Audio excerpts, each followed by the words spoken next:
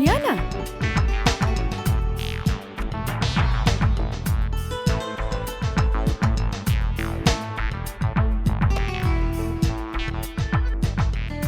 काजल, आज तोरा के यहाँ देख के बहुत अच्छा लगा था। और एक बार बताई,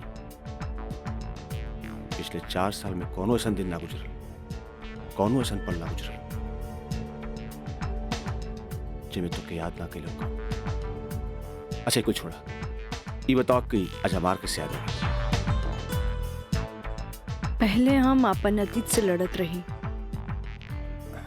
लेकिन अब हमरा लागता कि हमें सेटल हो जाए के चाहिए। बाकी तो ही बा कि के अपना ही हमरा के। अगर तुके प्रॉब्लम ना होके तो हम तोहरा के अपनाए। लेकिन हम गरीब हैं। अरे तो हम कौन अमीर बानी? हम तो गरीब बानी। हम और तू चाहिए तो अमीर हो सकत हैं। वो कैसे? हमार साथ दे के। जिंदगी भर साथ दे।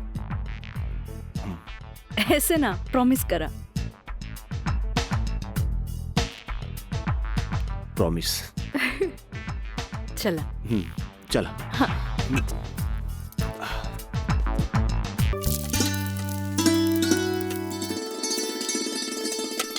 काजल। हाँ माई, बेटा तनी है बैगनवा देख तो।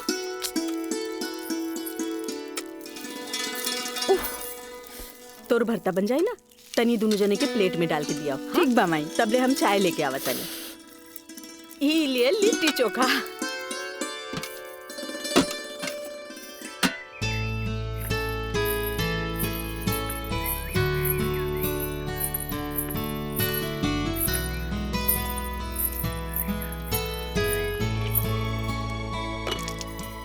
का काजल, कैसन बारू? हम ठीक बानी। नोट्स लेनी की ना? अरे कैसे ना लेती, तहरा हाथ के पंजाबियन के भी फेल करे वाला बैंगन भरता जी खाए के रहे। ठीक कहला मिथिलेश, अपने काजल के हाथ के बनावल भरता के कारण ही सगरो रिश्तेदार के आवन जावन लागल रहेला जी। वरना ये मोबाइल त रिश्ता नाता के अलगे ही कर देला सर। जी बिल्कुल सही कहनी। काजल, हाई ला अपन नोट्स।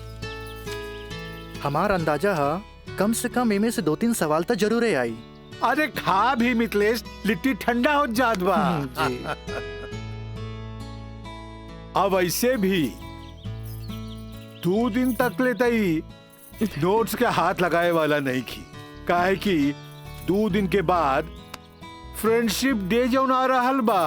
हाँ। रउआ का समझा फ्रेंडशिप डे? दे 300 रुपया। 300 रुपया?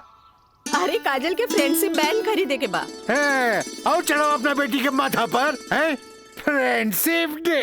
काहे ना कोनो मजिस्ट्रेट से बियाह कर ले लो। अरे करम में तो पेशकार लिखल रहे, तका करती है? काम आई। हमार बाबूजी की कम समझे लो, मजिस्ट्रेट तो आइला जाइला। बाकी हमार बाबूजी की तो सारा जिला जवार जानेला। का मिथिलेश बाबू? हाँ हाँ बिल्कुल ठीक कह लो। ये दोस्ती हम नहीं तोड़ेंगे, तोड़ेंगे दम मगर तेरा साथ ना छोड़ेंगे।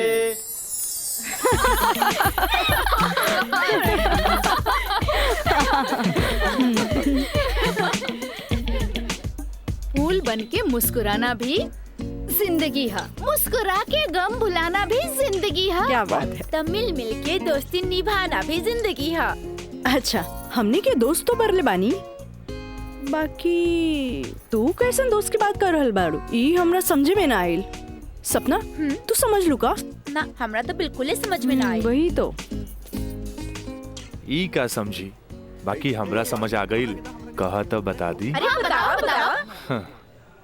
दोस्ती हर चेहरा के मीठ मुस्कान होखेला, दोस्ती ही सुख दुख के पहचान होखेला। वाह वाह वाह। अगर रूठ भी जाए कोई दोस्त त दिल पे ना लेवे के, काहे की दोस्ती त सुख दुख के पहचान होला। और हमार मानना बाकी अगर कोई सच्चा दोस्त रूठ जाए तो ओकरा के त मना लेवे के चाहिए। बिल्कुल सही। बाकी हमें कर जरूरत ना समझी, काहे कि बुरा दोस्त कोयले के समान होकेला। गरम होके तो हाथ जला देवेला और ठंडा होके तो हाथ काला कर देवेला। बड़ा आए दोस्ती समझावे वाला। तू लोग सुना इनके प्रवचन, हम जाते अरे हैं। तनी रुका तो।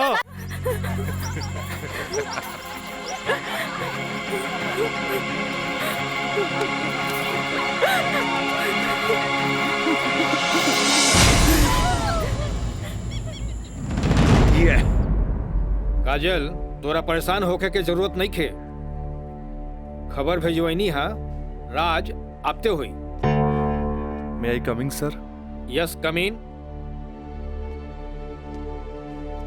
का बात बस सर, आप हमके बोले नहीं हो?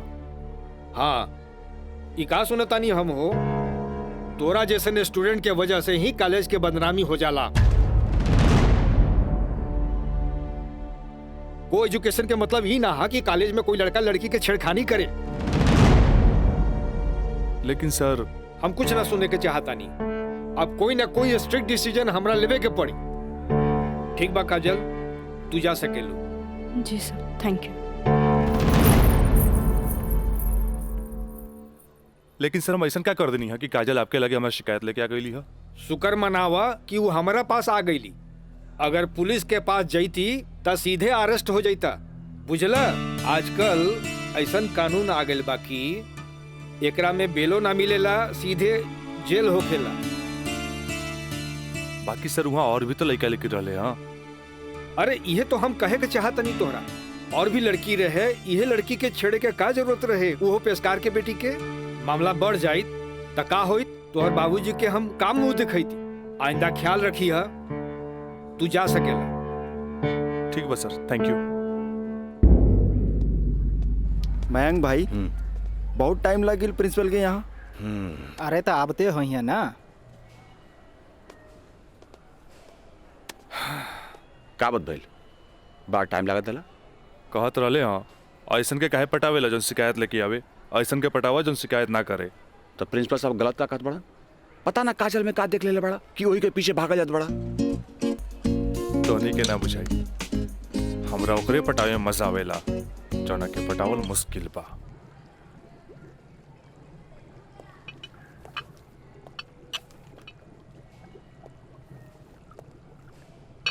क्या हो रहा है? जी सर। ए पिंकी, हाँ, रिटन एग्जाम तो बढ़िया गए, बाकी लागत था कि प्रैक्टिकल तो हमरा ले डूबी। हमरा तो बहुत बढ़िया बा। बस एकरा में से नापे के बा और ए में लिख लेवे के बा। अच्छा बतावा, का करी? इसमें का डाली? एकरा में ई एसिड डाला। ये? हाँ पक्का? हाँ।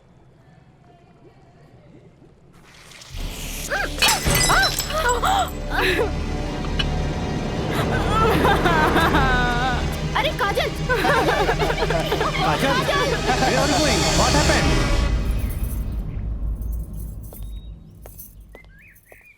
प्रणाम माँ जी। प्रणाम, बैठा। अकेले पेशकार साहब कहाँ रह गइलन? उहे बतावे के बा जे आज उनका कचहरी में देर होखी। अच्छा अच्छा। काजल के आज प्रैक्टिकल के आखिरी एग्जाम रहे, से पूछे के बा कि एग्जाम कैसन गईल। अब देखा बहले तो ऐली ना, कैसन जाए कहा जाए कुछ समझ में नहीं खेवत। अभी औते हुई ई देखा। अरे का? अरे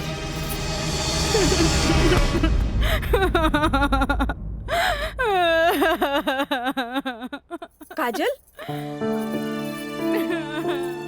काजल, ए काजल, का भइल? अरे हमनी के अनदेखी करके यहाँ के रोवे लगलू। अरे का भइल? परीक्षा तो ठीक से गई ना? अरे बोल। प्रैक्टिकल खराब हो गए, एन वक्त में टेस्ट बुक टूट गए। हम फेल हो जाए भाई, हम फेल हो जाए। अरे का काजल, तू तो बड़ा जल्दी निराश हो जाई। अब केमिस्ट्री थ्योरी में जहाँ तक हमनी सोचले रहनी, कम से कम तोहरा के 40 मार्क्स तो मिलबे करी। अब प्रैक्टिकल में मार्क्स नहीं हो मिली तब पास होके से के रोकी?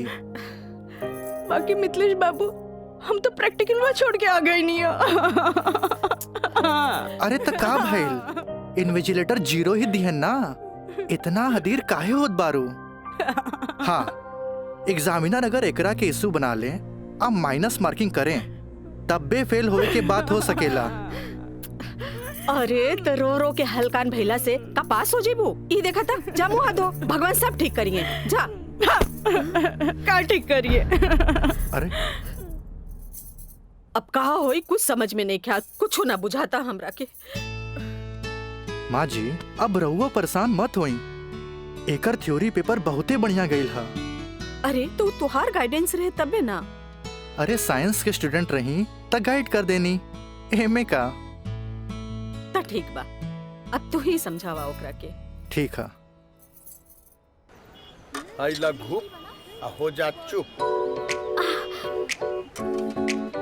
भैया एक सैंडविच लाइए। हाँ हाँ ले।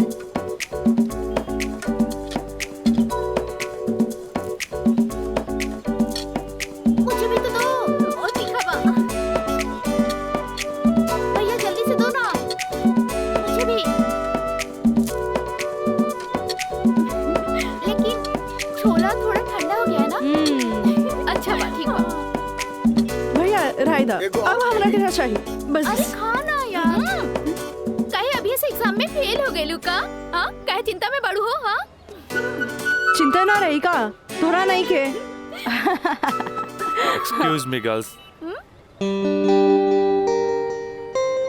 काजल तू तो बुझाता कि अभी लेख हमरा से नाराज बाड़ू। अरे नाराज तो हम हो रही तारा से, पर हमरा हमार दादाजी के सिखावल एगो बात याद आ गई। कोई भले ही बोए तोहरा ला काटा, तू बोए ओकरा ला फूल।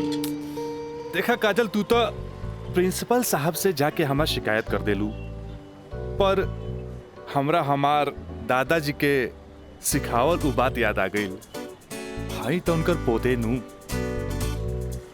हम जकरा चाही लेनू ओकर पूरा ख्याल रखीले, है ना। देखा है ने, और ये बात के पता तोरा बड़ा जल्दी लग जाई, बुझाइल। गर्ल्स आप लोग के रिजल्ट आ चुकल बा। अच्छा। और ये क्लासरूम में आप लोग का रिपोर्ट कार्ड बट रहल बा। जाई चल चला जल्दी चला। अरे जल्दी चला चल। ए काजल कांग्रेचुलेशन, आपके केमिस्ट्री के प्रैक्टिकल में 20 में 20 मार्क्स मिलल है। Mister Raj for your kind information, हम केमिस्ट्री प्रैक्टिकल एग्जाम ही छोड़ देनी है, ऐसे अपन कांग्रेचुलेशन अपने पास रखी।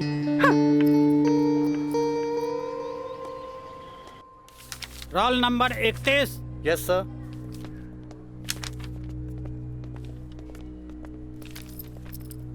Roll number 32। Thank you sir.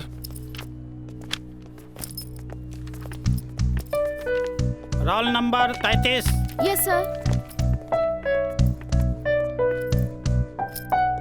Roll number 34। Yes sir. Roll number 35। Roll number 36।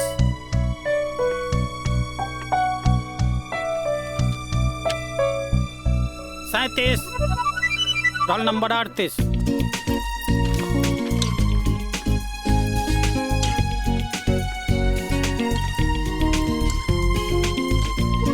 है ना। देखा है ने, और ये बात के पता तोरा बड़ा जल्दी लग जाई, बुझाइल।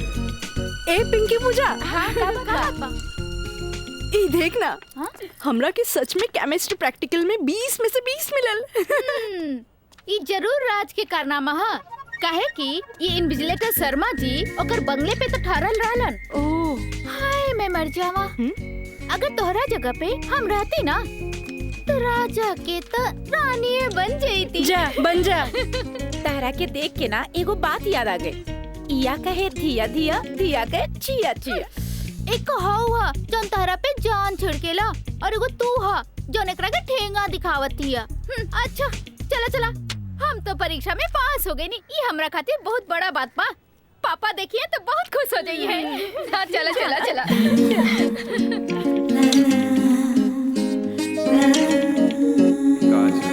दादाजी के सिखावल एगो बात याद आ गई। कोई भले ही बोए तोहरा ला काटा, तू बोए ओकरा ला फूल। ई ले। अरे भाई अपोजिट टीम आ गई बा, हमनी के का होई? अरे आ गेल त का भइल हो, अभी तो टाइम बानू मैच में। टाइम बा का एहिजे बैठ के टाइम पास करबा। ए जब हमनी के मैदान में जाएम नु तो देख के थर्रा जाइलो, ठीक बा। अब चला जौन होई तो मैदान में देखल जाई, उहे देखल जाई। चलो राज भाई। बॉल दे तोनी के इतना हड़बड़ी बना तब बड़ा सन हम आवाता नहीं। चलो लोग चलो आवा।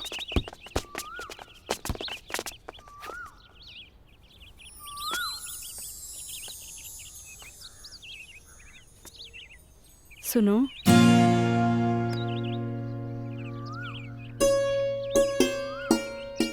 सॉरी राज, हम तोहरा के गलत समझने, लेकिन तू तो सच में दिल के राजा बाड़ा। और तू ये राजा के दिल के रानी। ए काजल, हम तारा के बहुत चाहे नहीं। Thanks for chemistry practical marks. WhatsApp number मिली का? व्हाट्सएप? हाँ ठीक बात, ले ली। 8291 71 7752। 8291717752।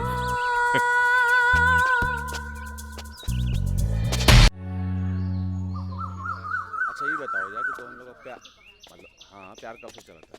काजल बताओ ना। बाय। काजल, हम दोनों एक दूसरा से प्यार करेले, फिर भी तू हमरा से दूरी बना के काहे रहेलू? राज, हम कोनो ऐसन वैसन लड़की ना है।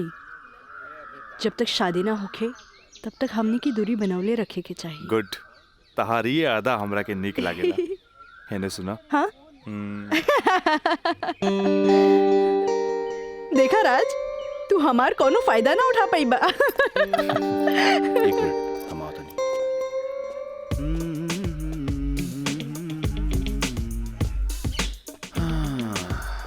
राज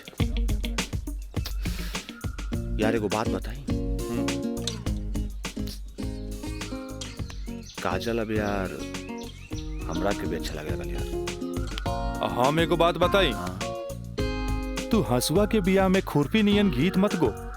वो तोर भाभी लागी। का लागी? भाभी।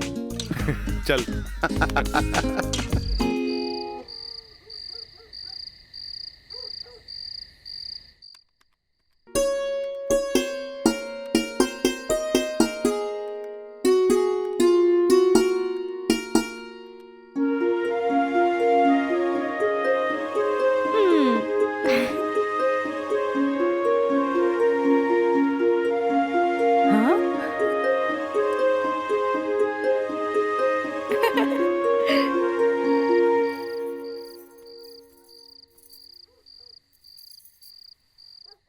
घर के सब काम निपटा ले लू? हाँ,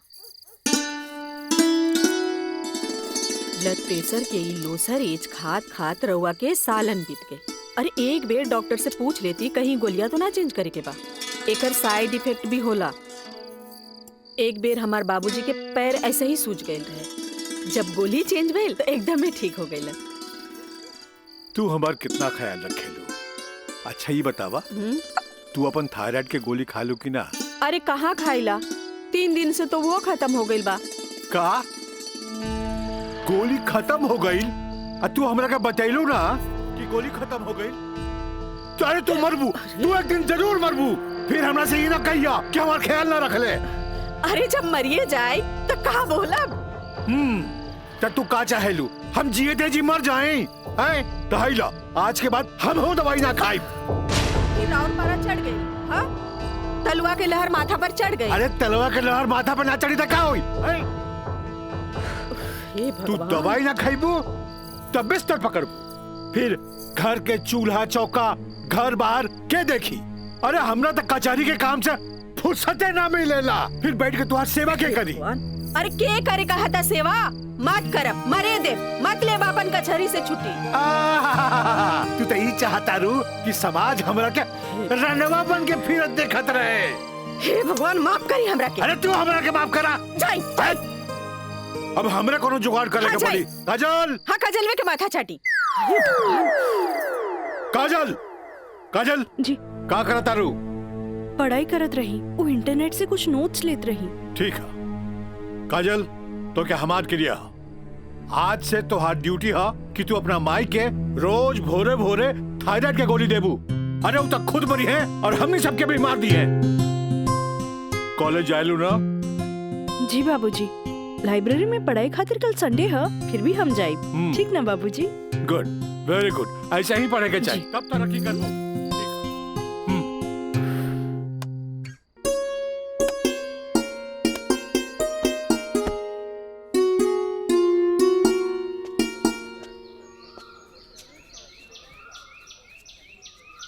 काजल। Thank you. काजल, हम दोनों एक दूसरा के बहुत चाहिए, पर जब हम हमरा फ्यूचर के बारे में सोचिले तो हम देखिले कि हमार बाप के पास बहुत दौलत बा। उनकर दौलत के संभालत संभालत हमार जिंदगी गुजर जाई। हमरा ये आम आदमी नियन नौकरी चाकरी करे के फुर्सते ना मिली। अब बस तू हमरा जिंदगी में हमार जीवन साथी बन के आ जा, तो हमार जिंदगी एकदम मजे में गुजर जाई। ए काजल, तू काहे ना अपना बाबूजी से हमरा बारे में बात करेलू?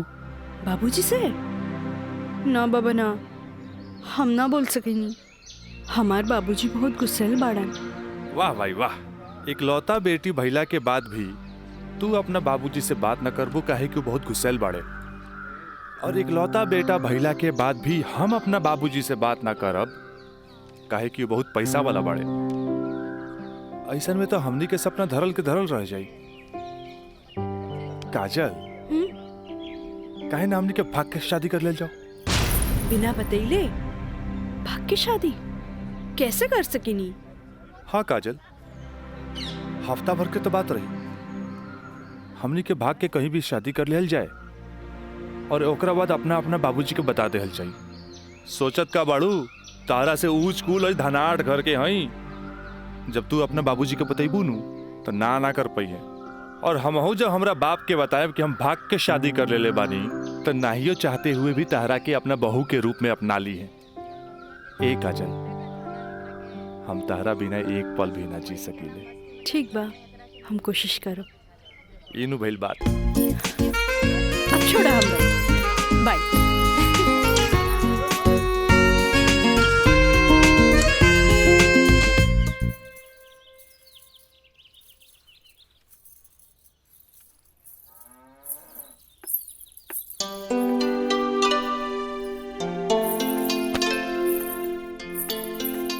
काम आई थोड़ा सा आराम नहीं किया होत का? जब देखा काम का सिर्फ काम ही करबू।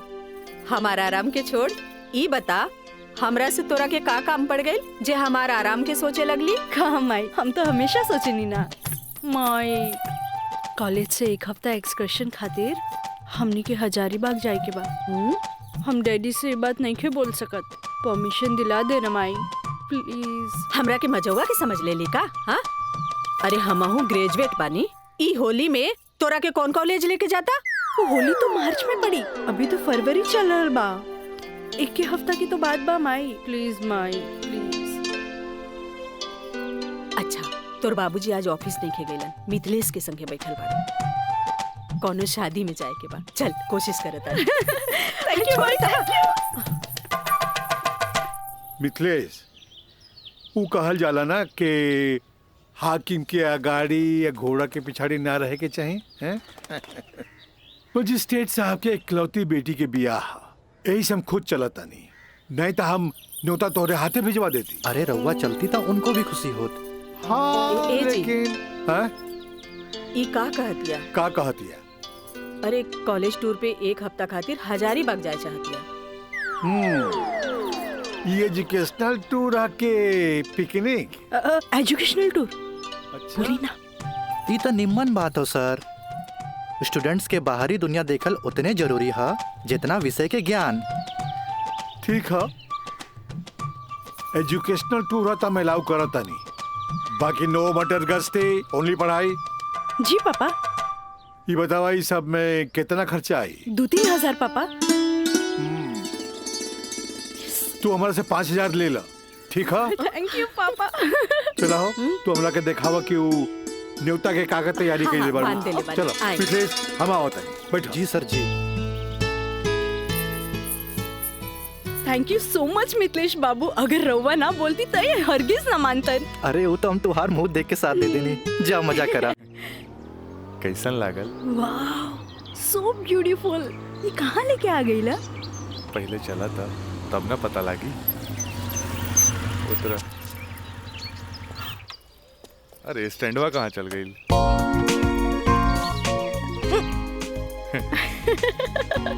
बड़ा धांसू सजीले बा। हाँ चला चली। हाथ तो दा।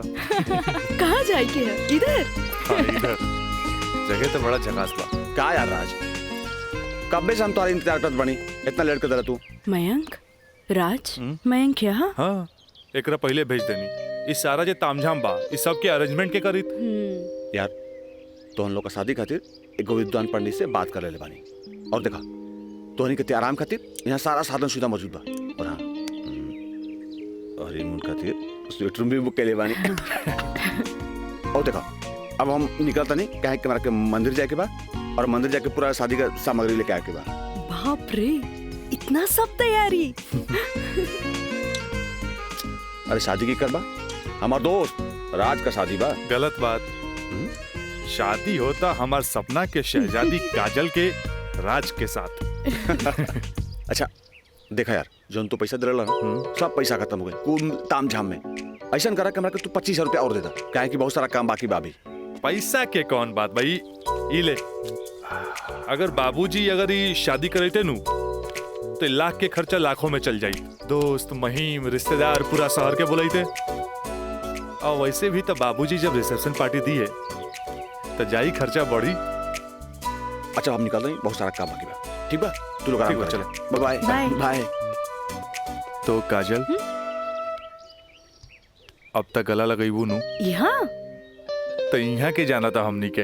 ओ Raj, I love you. I love you too. जुबान निकालिए, बंद कीजिए। ठीक है।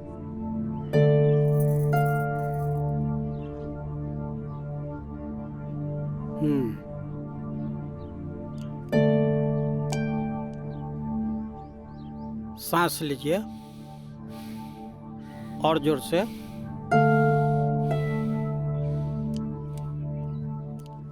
घबराए के कोई बात नहीं है। ऊपर के बीपी थोड़ा बढ़ गई है। अच्छा। से लागता कि काम के प्रेशर ज्यादा बा। जी नया मजिस्ट्रेट आइले हाँ, से कुछ ज्यादा ही फाइल इनके हवाले कर देले हाँ। ठीक है, ठीक हो जाई। अभी आंख लगल बा, सोए दिन का के। और हाँ, पानी पियावल करी, काहे कि पानी पियला से पेशाब यानी यूरिन पास हुई तो रिलैक्स हुई है। जी जी बाकी दवा वही चली। जी डॉक्टर साहब। जी डॉक्टर साहब, हाईली अपन फीस। ई का करतानी, जे आदमी पेशकारी में हमरा से कहियो फीस ना ले ले, उनका से हम फीस ली रह दी। डॉक्टर साहब थैंक यू, थैंक यू। प्रणाम डॉक्टर साहब।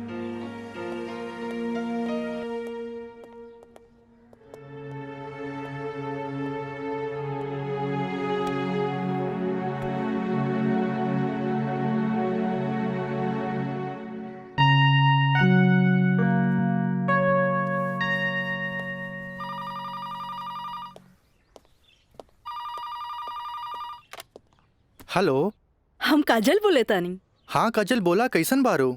माई बाबूजी कैसन बाड़न? बाबूजी के तबीयत खराब बा। बीपी बढ़ गई हा, से सुतले बारन, उठाई का? हाँ, नहीं छोड़ दी, यहाँ सब ठीक बा। आप कैसन बानी? हाँ हम तो ठीक बानी। माई के बुलाई का? ना, रहे दी, आके हम सरप्राइज दे। Okay bye. Okay bye. केकर फोन रहे? काजल के। अच्छा वहाँ के ठीक बारी अच्छा, खोज खबर लेत रही। अच्छा माँ जी, हम चलत तानी, सांझ के फिर से आ जाए। ठीक बा।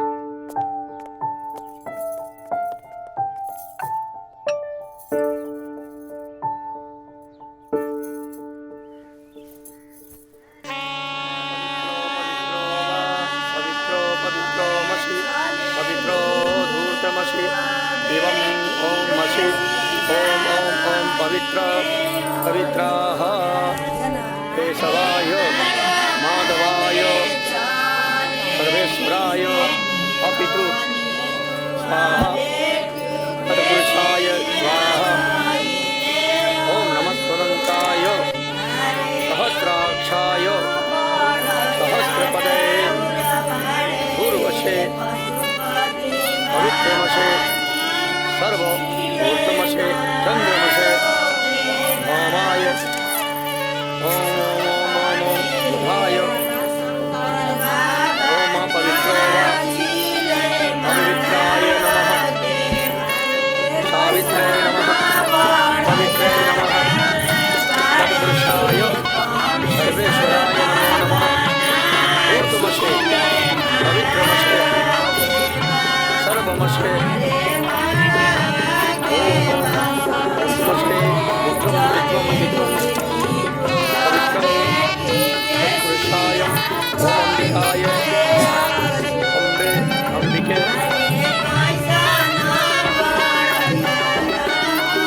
राजनाय राजाय नमो नमो नमो नमो विवाह संपन्ना भवतु।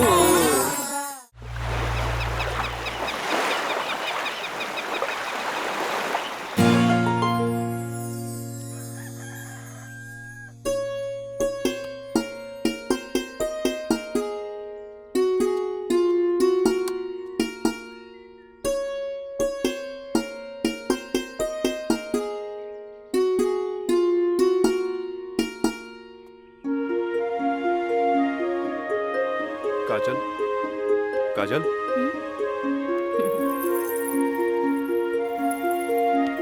Good morning. Good morning. उठे के मन तो हमरो ना करत रहे, पर खाली सुतल रहला से जिंदगी ना नु चली। चाय ले लो। हैं? गर्मा गर्म चाय मयंक अपने हाथ से बनेले बन। ए ओ कुछ ना, सिर्फ भाभी खातिर और ई गर्मा गर्म चाय। काजल इस शादी ब्याह में कुछ ज्यादा खर्चा हो गई। हमरा घरे जाए के पड़ी। वो कहा कि अपने बाप से कुछ पैसा भी ले ले और उनका के इस शादी ब्याह के बारे में बता के पटा भी ले। आखिर तेहरा के ले जाके उनका आशीर्वाद भी तो दिलावे के बा। लेकिन तबले हम कहाँ रहब? अरे यहाँ रहबू, तहारी देवर बानू मयंक। हाँ? का मयंक भाभी का ख्याल रखबे ना? बिल्कुल बिल्कुल ख्याल रखब। ये ले पैसा। अरे और वाह। यहाँ के सब बिल उल चुका दिए। बिल्कुल भाभी, टेंशन ले लगा, कोनो जरूरत नहीं के, हम बगल वाला कमरा में बाड़ी। और हाँ, तू चाय पी के फटाफट फ्रेश हो जा और जन खाए पिए गई ऑर्डर दे दिया। ठीक ठीक बा। और हम रात से छोड़ के यूं आवता नहीं। तू चल, हम आवता नहीं। चल ए काजल, अरे हैने आवा। कल साझे लिख के तो बात बा, हम यूं गई नहीं यूं आई नहीं। और वैसे भी अब तहरा बिना हमार मन कहाँ लागी। अब जाई भी और जल्दी आई। ठीक बा।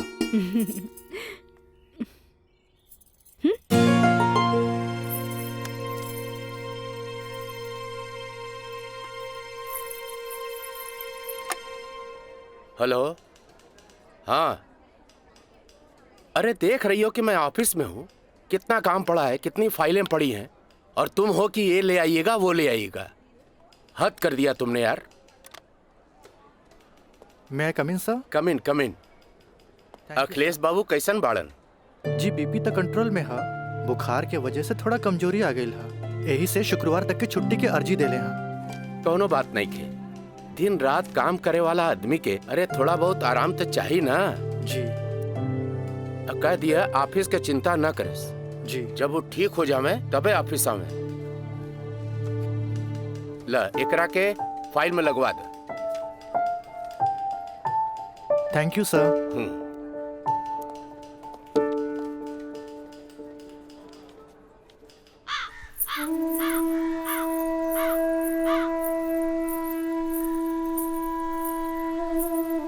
अरे भाभी आइए बेटी।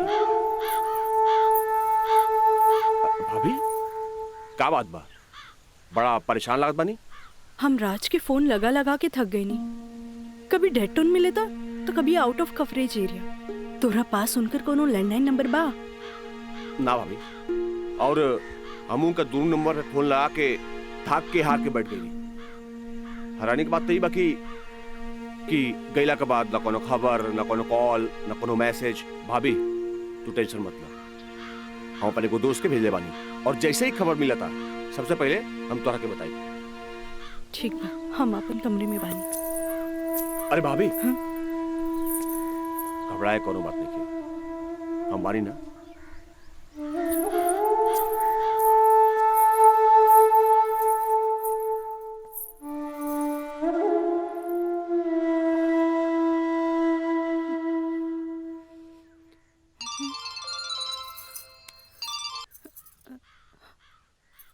काजल ट्रिप कैसन जा रहल बा? ट्रिप ठीक बा। का बात बा? तोहार आवाज में खनक नहीं खे? नहीं नहीं, ऐसा कोनो बात नहीं खे। हमार मतलब सब ठीक बा।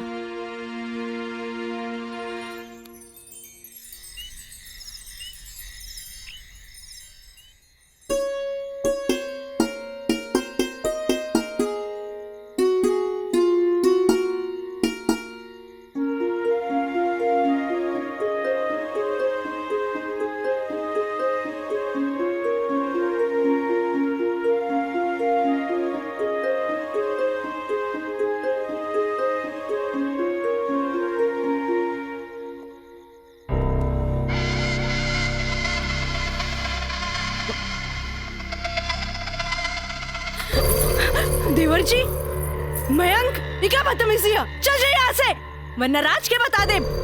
किसे? राज से? राज से? वो भाग गए? हाँ? आवेला नहीं खे? हाँ? तोरा क्या पता? हाँ? ये भी कुछ हो रहा बना? सब ओकरे प्लान के तहत हो रहा बा। वो तो तोरा के भोग के और भौरा जैसे चूस के भाग गए। काजल, पता बा, जब तो के पहला बार देख ली तू पहली नजर में हमके पसंद आ गई। हम तो के दिल से चाहे लगे। काजल, आज दिल से चाहे लगे। तुझे कहा तारा कौन सच बा? सच ना, 16 आना सच बा। ये बात हम तुझसे बहुत पहले बता दी थी, लेकिन क्या करी, ये मेरी हमार मुंह बन के तरस। देखा, तू गरीब, हम गरीब, हम तो क्या अपने काजल? हाँ, हमसे ब्याह कर ला, हम तो क्या बोले? हम तो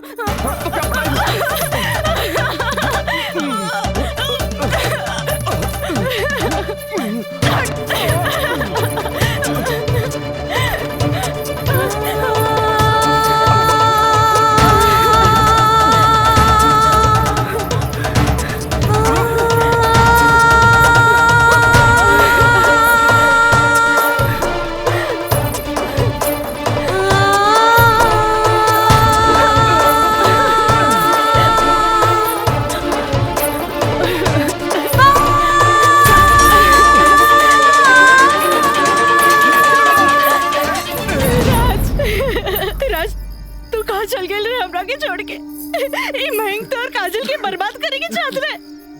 तू बोलत काहे नहीं कि राज बोली ना।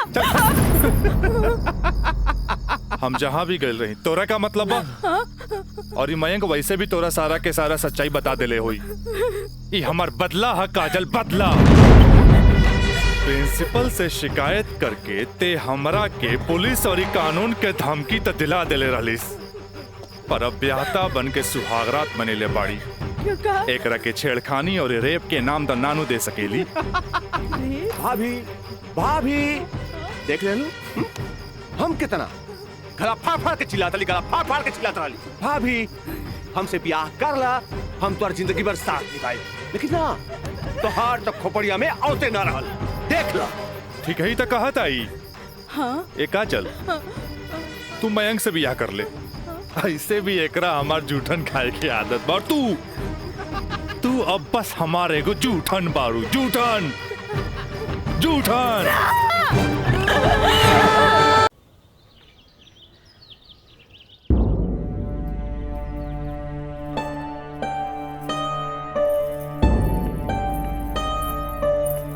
काजल,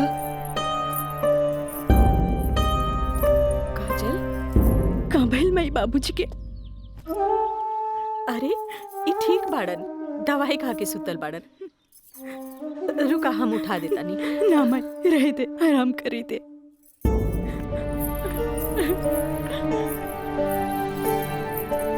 काजल,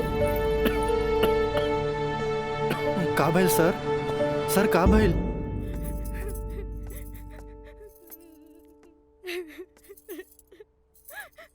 काजल,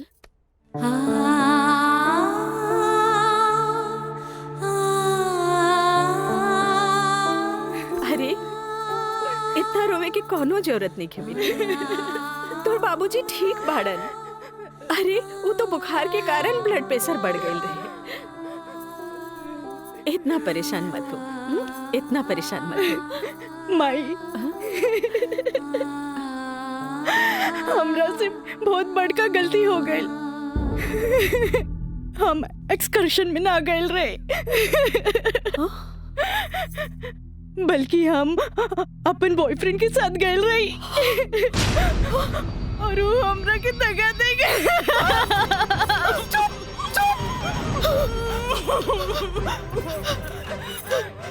सच सच बता, सच सच बता, का भाई तू ठीक तो बाड़ी ना? तू ठीक तो बाड़ी ना? हम ठीक तो ना बानी माई। माई तू हमरा के एक वचन दे कि तू हमरा से दोबारा कुछ ना पूछबे। जो भाई बहुत गलत भाई, बाकी हम अपने आप के ठीक कर ले माई, अपने आप। काजल,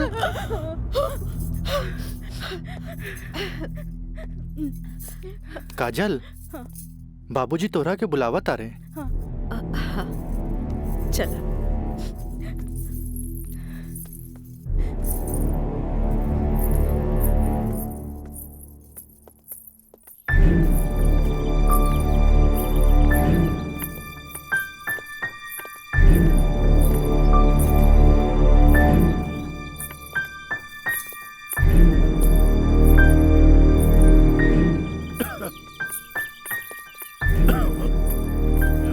प्रणाम बाबूजी। अब तबीयत कैसन बा? आ गेलू बेटा? ठीक है बा। तू बतावा तो ट्रिप कैसन रहा और अब आगे पढ़े के का प्लान बा बेटा?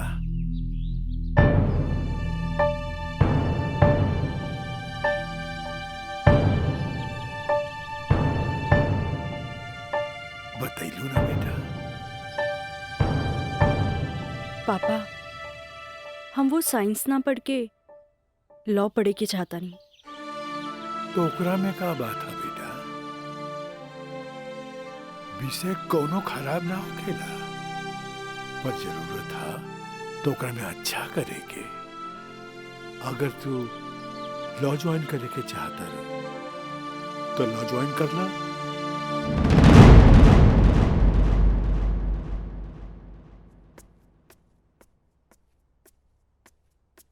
का काजल बेटिया, तबीयत ठीक बानो? क्लास कब के खत्म हो गई? तू बैठल वारू, बंद करे के रहे। हाँ काका, रूम लॉक कर दी। हम तो बस ऐसे ही बैठ गए रही। अच्छा।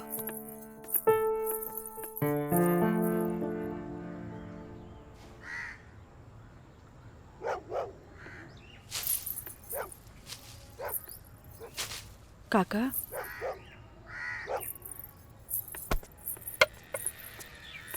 अरे बिटिया, तू फिर आ गेलू? अरे हम कई साल से देख रहल बानी कि हर 3-4 महीना पर तू आ जालू। पर बिटिया, राजा तोहरा से नइखे मिले चाहता। वो बड़ लोग हवन, उनकर जिंदगी में तारा जैसी लड़की की कीमत चाय के कुर्बा के बराबर हा, जे पी के फेंक देवला। काका तोहरा का लागता कि हम को फिकल कुर्बा है?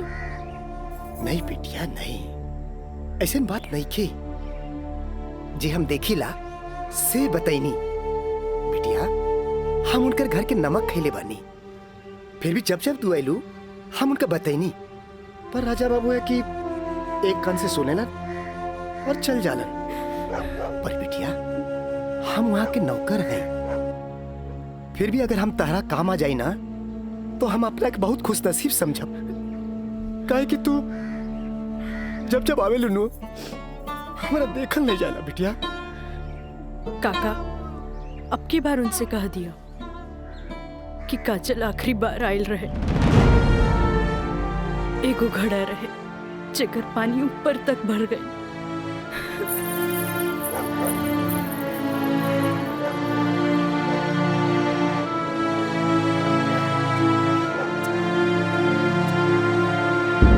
मैडम जी, ये कुछ बिल है, कारपेंटर बिल है, ये टेलीफोन बिल है, और ये लाइट बिल है, और कुछ वगैरह वगैरह काफी बिल है, आप देख लीजिए।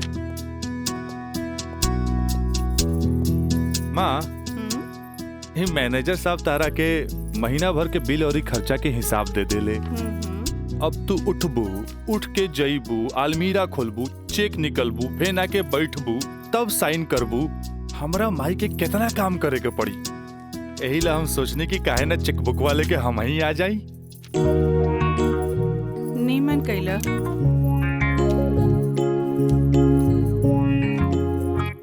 अच्छा, तो तू एम्मा अपन 50,000 का चेक पहले से भर ले बाड़ा। तभी तो हम समझे कि माई के इतना मस्का काहे के। माई, अब तू ही बताओ कि इतना अमीर बाप के लड़का हई तो दोस्त महीन के टाइम टू टाइम पे पार्टी तो देहे क्यों पड़ी। ना देव तो हमरा बाप के ना कट जाए की ना। का मैंने सब बिल्कुल राजा बाबू। जी ले अपन बाप का ना कोच कर। इनु भइल हमरा दुनिया के सबसे बेस्ट माई वाला बात। Love you Mai. मैनेजर साहब। जी मैडम। इस सब रसीद आप एक साथ पूरा बिल कह के हमरा के दें। हम एक गो चेक काट देते हैं। जी मैडम। ठीक है। जी मैडम। हमरा ई बात के बहुत खुशी बा कि रवा लोग हमार ग्लोबल कंपनी में इन्वेस्टमेंट करे के चाहता नहीं। ये हमरा खातिर बड़ खुशी के बात बा। बाकी हमरा भी कुछ देखे के चाहिए ना कि हम दिन दुगना रात चौगुना करके रवा लोग के पैसा लौटा दे ताकि मार्केट में हमार साख बनल रहे। Of course. Excuse me gentleman. बाबूजी, हाँ, आप हमरा से वादा कैले रहनी कि आप हमरा नया कार किन के देब। अब हम खटारा हम ना चलाएं, बुझाइल नु। I want new car, okay? Yes, Raja is right. I am witness. Okay, I will buy car for you. Thank you, sir. हम चला तनी बाबूजी। तो ठीक बा, रवे कार खरीदा दे। बाकी राउर कार की खर्चा कंपनी के इन्वेस्टमेंट पे दिखावल जाए। Okay, thanks. जेपी साहब, आपका बेटा तो हीरो लगता है। आखिर बेटा के करा हमरे नु। अरे यही तो उम्र में ऐश करे के।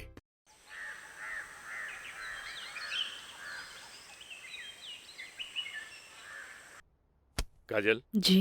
तारा के देख के हमें 4 साल पहले का काजल याद आवतिया। याद है तारा के? मिथिलेश के साथ डरत डरत तू हमरे चैम्बर में आ ललू लॉ कॉलेज में एडमिशन खातिर। हैं?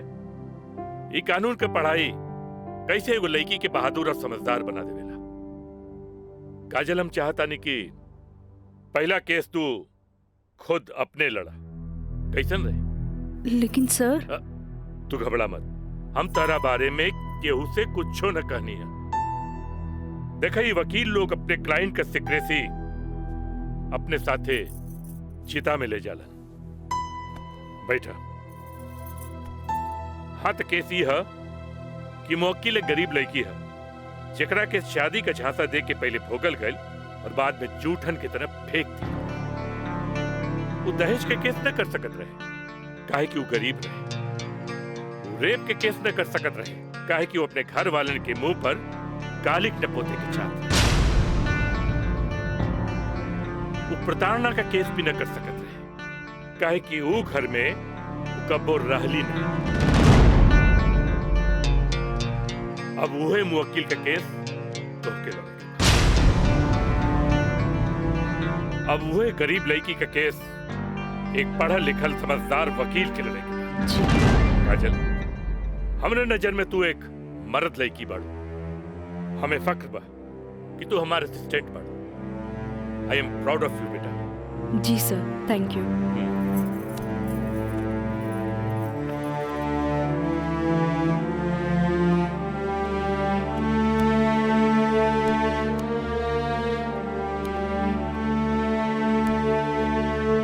बाबूजी, लड़की हर मोड़ पे डरत रहेली। अकेले होके तो सुनसान से डर, भीड़ में होके तो लोगन के डर, जब हवा उड़े तो दुपट्टा उड़े के डर, केहू घुरे तो ओकरा आग के डर, बचपन में माई बाप के डर, बड़ होके तो भाई से डर, सिर्फ डरत रहेली, तब तक डरत रहेली जब तक ओकरा जीवन साथी ना मिल जाए। और हमार जीवन साथी तो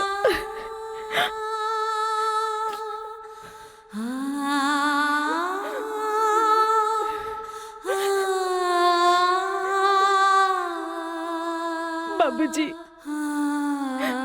आज हमार पहला केस बा, राउर आशीर्वाद चाहिए। काजल, माई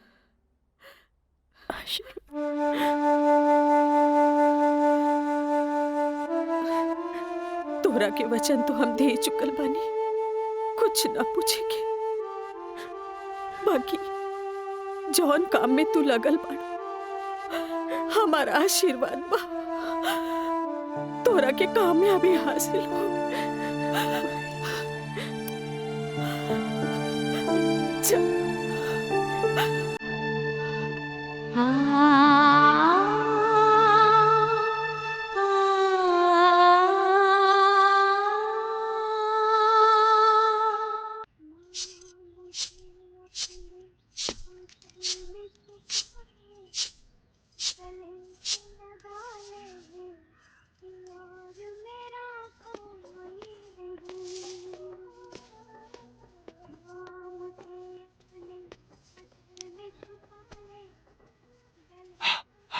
माई, हमारा का 7,000 रुपया चाहिए, नौकरी का फार्म भरे के बाद।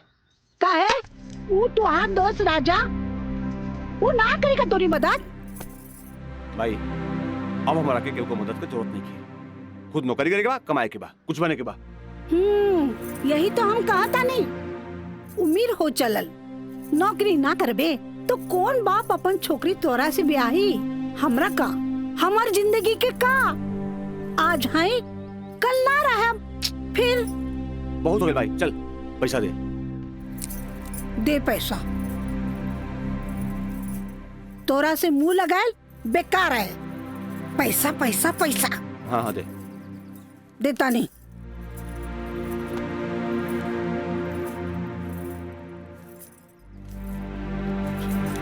कितना? हम गिन ले ली, दे 500 और दे। ना नहीं, 500 और दे। का है? 3,500 चाहिए। देनी ना। चल अब ठीक काहे मांगता रे? चल जा, पैसा चाहिए। एक बात कही, तू दुनिया का सबसे अच्छा माई है। चल मैं चलता रही।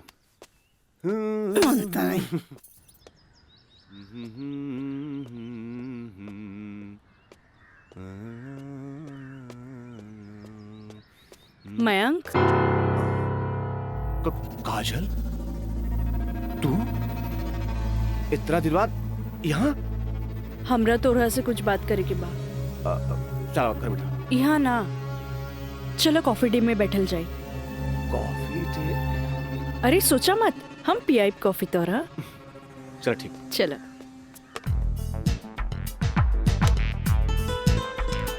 इला।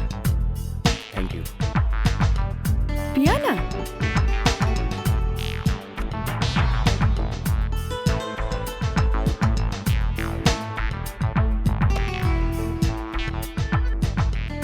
काजल, आज तोरा के यहाँ देख के बहुत अच्छा लगा था। और एक बार बताई, पिछले 4 साल में कौनो ऐसा दिन ना गुजरल, कौनो ऐसा पल ना गुजरल जिसमें तुके याद ना कैलो। अच्छा कोई छोड़ा, ये बताओ कि आज हमार कैसे याद है? पहले हम अपन अतीत से लड़त रही, लेकिन अब हमरा लागता कि हमें सेटल हो जाए के चाहिए। बाकी तो ही बा कि के अपना ही हमरा के। अगर तुके प्रॉब्लम ना होके तो हम तोहरा के अपनाए। लेकिन हम गरीब हैं। अरे तो हम कौन अमीर बानी? हम तो गरीब बानी। हम और तू चाही तो अमीर हो सकत है। वो कैसे? हमार साथ दे के। जिंदगी भर साथ दे। ऐसे ना, प्रॉमिस करा। प्रॉमिस। चला। चला। हाँ।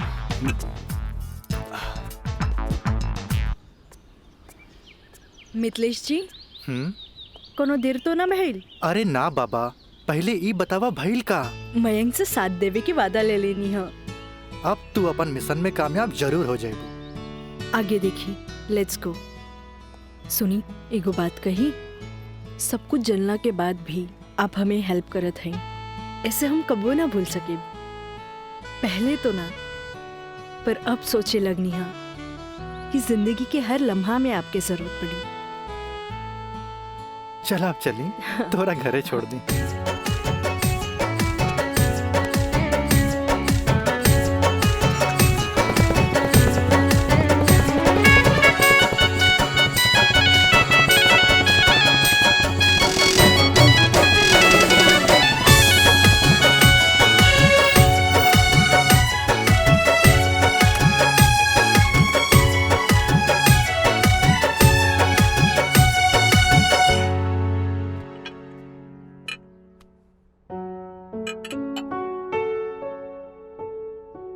सुनी, एगो बात कही, सब कुछ जनला के बाद भी आप हमें हेल्प करत हैं, ऐसे हम कबो ना भूल सके।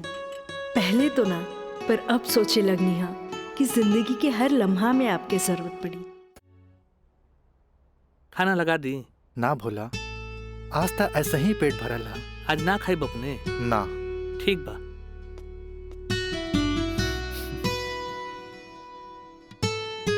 मैं पंडित देवी दत्त शर्मा।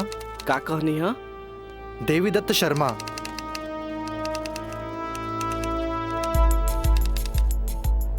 सत्रह मई के भाईल। अच्छा भैया तनी जल्दी करी, देर होता। ली। दी।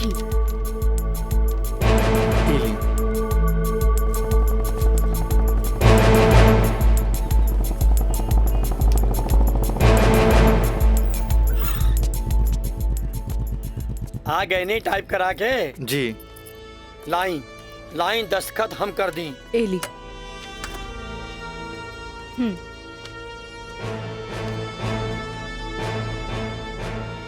जय गणेश।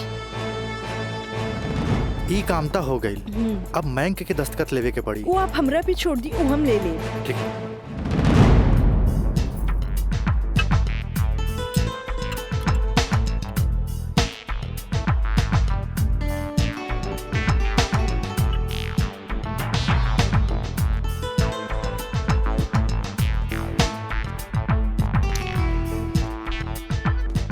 हेलो।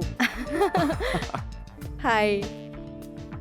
सॉरी यार, आवे में थोड़ा लेट हो गया। अच्छा यही देखा, हम तो खातिर काले कैल वाले। अच्छा पहले चाय पिया।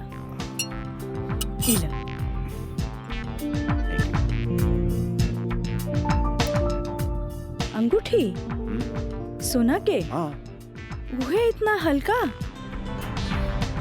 मन तो रहे कि हीरा के लेके आई थी, लेकिन का करी, पैसा का तंगी। अच्छा ई बतावा, खुशहाल जिंदगी जिए खातिर तोहरा कितना पैसा चाहिए? 20 लाख।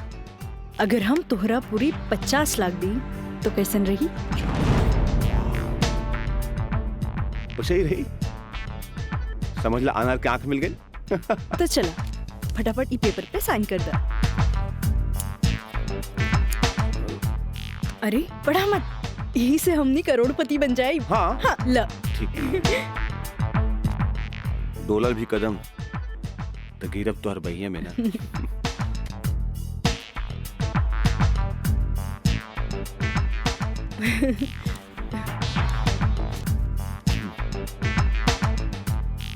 आज से हमनी का नया जिंदगी का शुरुआत।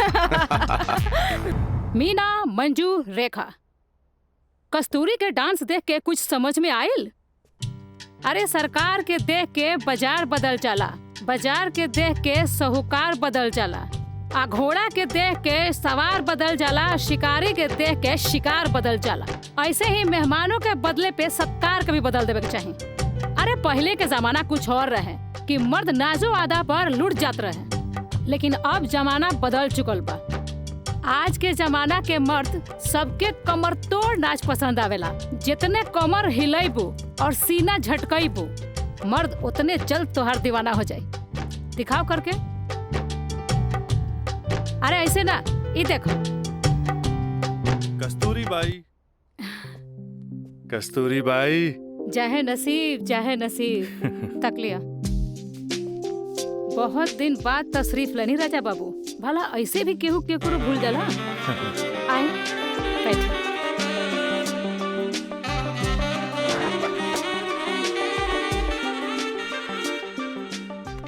ना कस्तूरी बाई,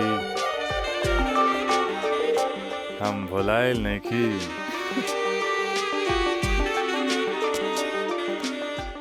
वो तो बस हमार शादी होके वाला बा। ओकरे तैयारी खातिर हम अपना माई के संगे खरीदारी में बिजी रही। फुर्सत पाते तहरा लगे आ गई नहीं। अच्छा एगो बात बतावा, कौनो बेहतरीन डांसर बा हमरा बियाह में नाचे खातिर? बानो एगो नया परिंदा बा। हाँ। मंजू, राजा बाबू का उहाँ ले जा जहाँ आज निराली का प्रोग्राम होता। आई जाए।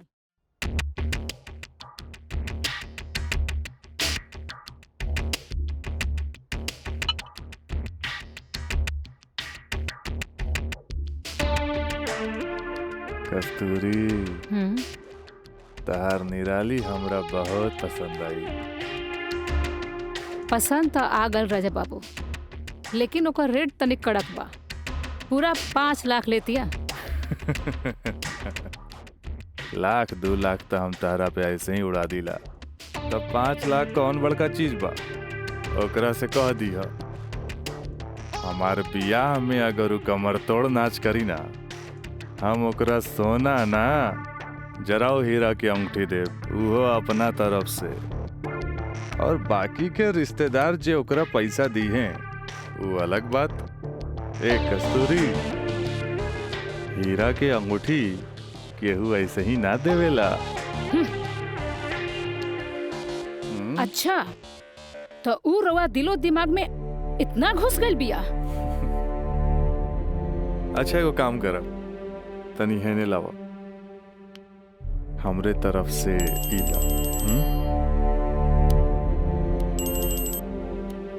हाँ डैडी, का बात बा? तू जहाँ बाड़ा जल्दी से चल आवा। ठीक बा, हम अभी आवता नहीं।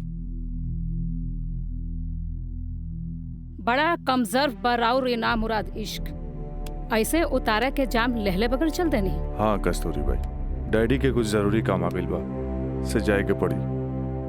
ठीक बा, अब डैडी के फोन आइल ह ते में हम का बोली। चला तनी, बाय।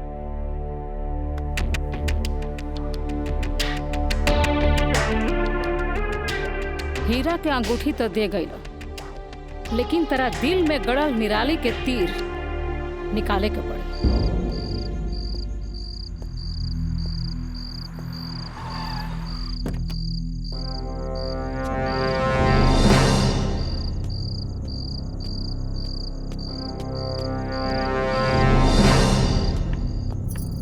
क्या बात बा डैडी, इतना अर्जेंट में क्या बोले नहीं हमरा के? राजा, हाई हम का देखा तानी? कौन लेखी बिया काजल? अपना मुंह में करखा लगावे खातिर ओकरा से बियाह कर लेला और फिर ओकरा वही छोड़ के भागीला। अब वो अपना हक मांगतिया। बाबूजी, हम ऐसा कौनो लड़की के नहीं जानत। ए माई माई माई, देखा था इसको कैसे झूठा इल्जाम लगावता है हमरा ऊपर ही। राउर का दिमाग खराब हो गई बा। अरे जे हमरे लड़किया के ऊपर लांछन लगावत बानी। हमार दिमाग नहीं के खराब भाई, हाई देखा, हाई कोर्ट से नोटिस आइल बा।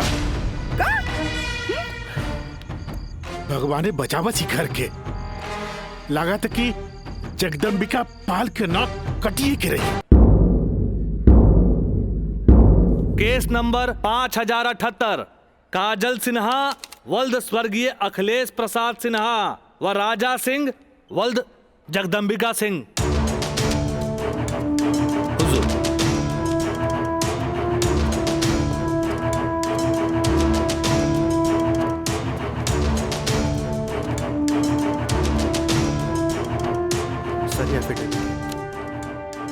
गवाहन के। अच्छा ठीक है, जग बेटा। मिलॉर्ड, असल में ये एक अमीर आदमी के प्रताड़ित करे वाला केस है। साथ में पढ़े वाला 2 बालिग दोस्त के आपन मर्जी से हम बिस्तर होए के केस है। I object milord. हमार फाजिल दोस्त एकदम बेकार का बात कर रहल बड़न। सच्चाई तो यही है कि हमार मुवक्किल काजल कबिया राजा के साथे बाकायदा मंदिर में भैल रहे और यह 2 गवाहन के एफिडेविट। एगो राजा का सबसे खास दोस्त मयंक और दूसर बियाह कराए वाला पंडित। आप देख ली। 4 साल बाद हमार फाजिल दोस्त के मुवक्किल कहाँ रहले? सच्चाई तो ई बा जज साहब कि हमार मुवक्किल राजा के शादी रोक के रुपया ऐठे के एगो षड्यंत्र बा, षड्यंत्र। शादी? कैसन शादी? अरे राजा का शादी तो पहले ही हो चुकल बा। अगर दोबारा शादी भइल ना तो तोहार मुवक्किल जेल जाई, जेल। बस जज साहब बस, हमू इनका से यही पूछा तानी कि आखिर ये किस्सा 4 साल बाद ही काहे उठावल गई, बताई? हम बतावा तानी जज साहब।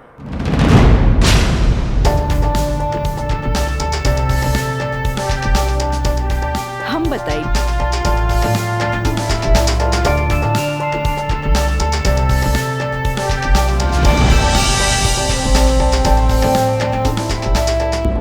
मिलॉर्ड, हम चाहे कि ये केस हम खुद लड़ी। ई रहल हमार बार ऑफ अटॉर्नी के रजिस्ट्रेशन।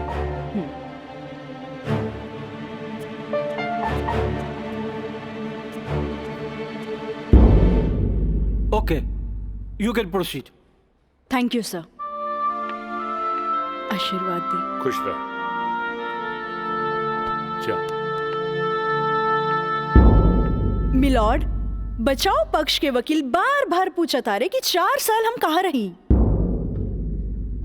मिलॉर्ड, 4 साल इनके मुवक्किल राजा जैसन तमाम मुजरिमों के सजा दिलावे खातिर ई चोंगा बहुत जरूरी रहे।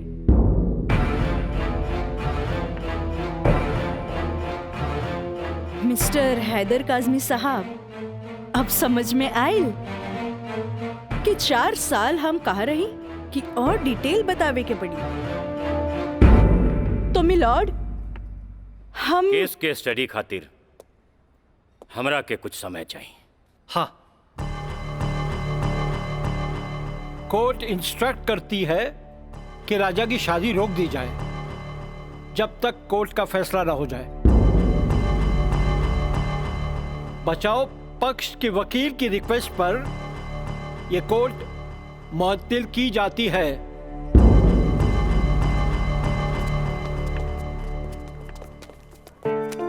बहुत सही किया। देख के घबरा गई,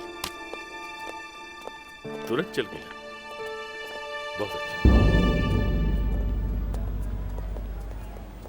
ए वकील साहब, कोर्ट से समय काहे ले लेनी हो? तका करती तू हमरा के बतेबो ना कैला कि लड़की खुद वकील बिया। अरे तय से आपके का फर्क पड़ी? तू का समझबा कि हमरा का फर्क पड़ी? उ लड़की के आईपीसी आदि कानून के सब धारा मालूम हुई।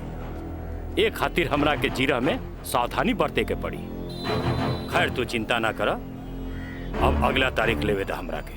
वकील साहब, अगला तारीख रहुआ जल्द से जल्द ले लिहल जाओ और रहुआ पैसा के चिंता एकदम न करब। हम पैसा के चिंता ना करब, अगला तारीख जल्दी ले ले हम। चलो चलो बाबूजी, चलो चलो।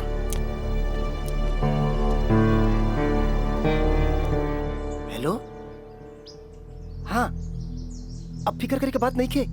अरे तहार काम हो जाई, हम समझ गए नहीं, एकदम में समझ गए नहीं। हाँ,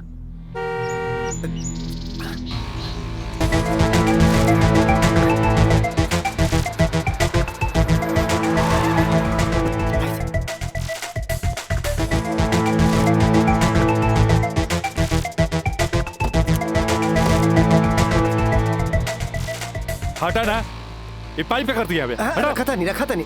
हाँ।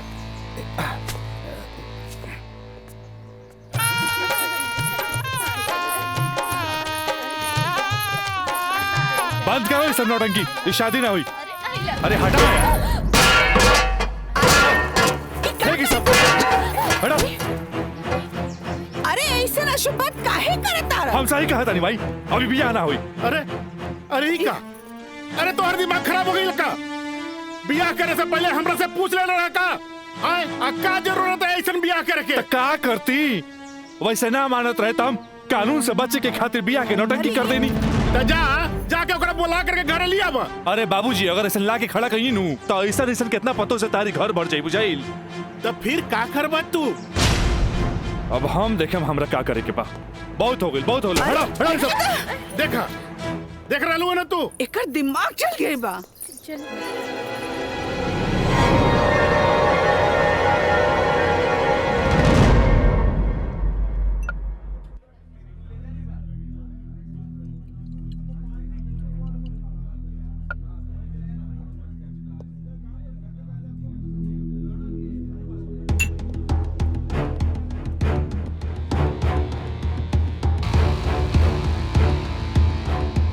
बोलो राज, का बात बा?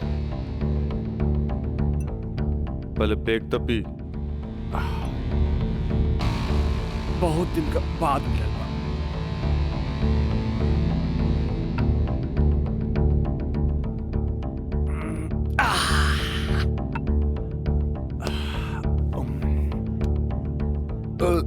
अब बतावा का बात बा? मयंक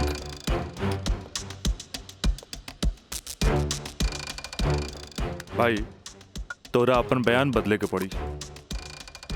एफिडेविट के बाद भी? दोस्ती खातिर।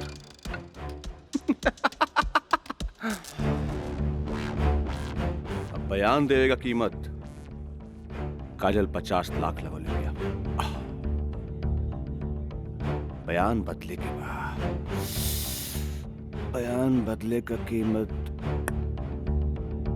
1 करोड़। 1 करोड़? यस, 1 करोड़। कहे से कि हमरा काजल से ब्याह करके सेटल भी होके के बाद, और हम तोरा जैसा अमीर त नहीं की। और हाँ, अगर डीलिंग मंजूर होके तो तारीख से पहले आ जाइए। अच्छा, हम चलत नहीं।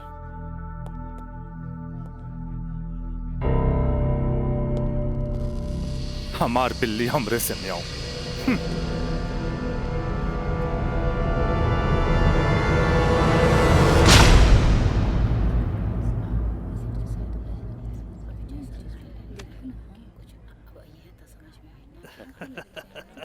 आज हम ही जीतब। केस बहुत बढ़िया बा। Order order. बचाव पक्ष अपनी बात रख सकते हैं। योर ऑनर, बचाव पक्ष के हमार मुवक्किल राजा के हम कटघरा में बुलावल चाहब। ओके, यू कैन।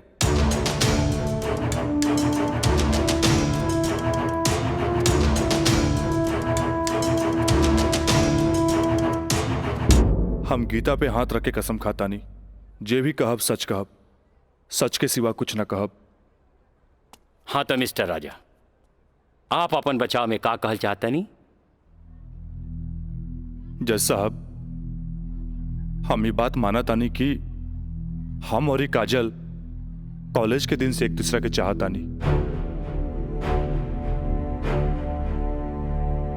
अपना अपना मर्जी से हम दोनों भाग के शादी भी मंदिर में कर लेनी।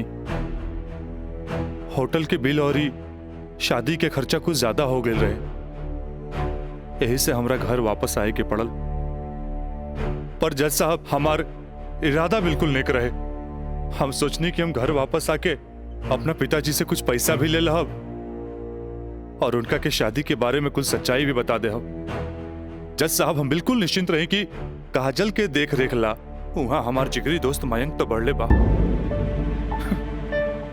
पर जज साहब, जब हम वापस लौट के गई था वहां के नजारा देख के तो हमार होशे उड़ गई। जज साहब, हमार नई नवेली दुल्हन काजल हमारा जिगरी दोस्त मयंक के बहिया में गलबहिया खेलत रहे। I object milord. ई सरासर झूठ बोलत जा रहलन ह। Objection overruled.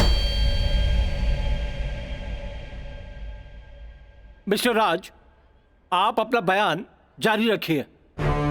जज साहब, तब खटाक से हमरा दिमाग में एक बात याद आ गई कि कॉलेज के दिन में हमार जिगरी दोस्त मयंक हमरा से बोले रहे कि वो काजल के पसंद करेला और काजल भी ओकरा के पसंद करेली। पर जज साहब, हम सीधा साधा आदमी हो मेरा तेकरा देवर और भाभी के मजाक के रिश्ता समझ लेनी। लेकिन जज साहब ई सरासर झूठ बोलने जा रहल बारन। I object milord. हमार दरख्वास्त बा वकील साहिबा से कि इनका जे कुछ भी कहे के बा बुलैला पे कटघरे में आके कही है।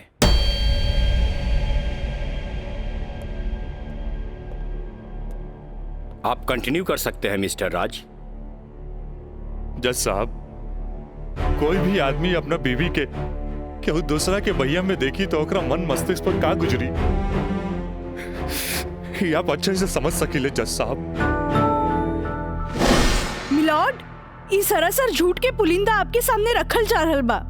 कोर्ट के गुमराह करे की कोशिश कइल जा रहल बा। तया पानी ना कोर्ट के सही रास्ता दिखावे वाली। अरे घबराई ना, जल्दी ही रहुओ के बयान देवे के समय मिली।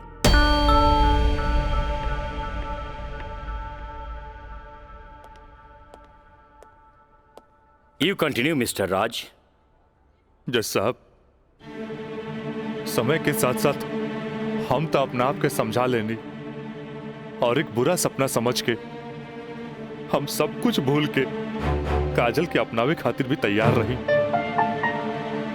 हम आज भी काजल के अपन धर्म पत्नी मानी ले, अपन धर्म पत्नी मानी ले हम काजल के। That's all my Lord.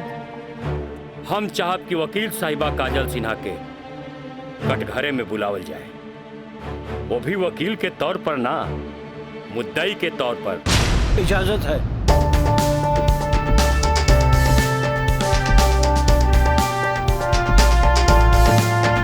जाइए आप बैठिए। हाँ तो काजल सिन्हा जी, हम चाहत कि आपन प्रेम कहानी अपने ही जुबान से बयां करी। जज साहब, ये बात सच है कि हम राज से प्रेम करे लगनी। मतलब ई कि और पहले केहू से प्रेम करत रहनी, बाद में राज से प्रेम करे लगली? जी ना, पहले हम राज से नफरत करत रही, बुझनी? अच्छा अच्छा, तो नफरत प्रेम में बदल गई? जज साहब, हम अपन मर्जी से ब्याह खातिर राजी हो गई नी और माई बाबूजी के बिना बतैले ब्याह कैनी, जे बहुत बड़ भूल रहे।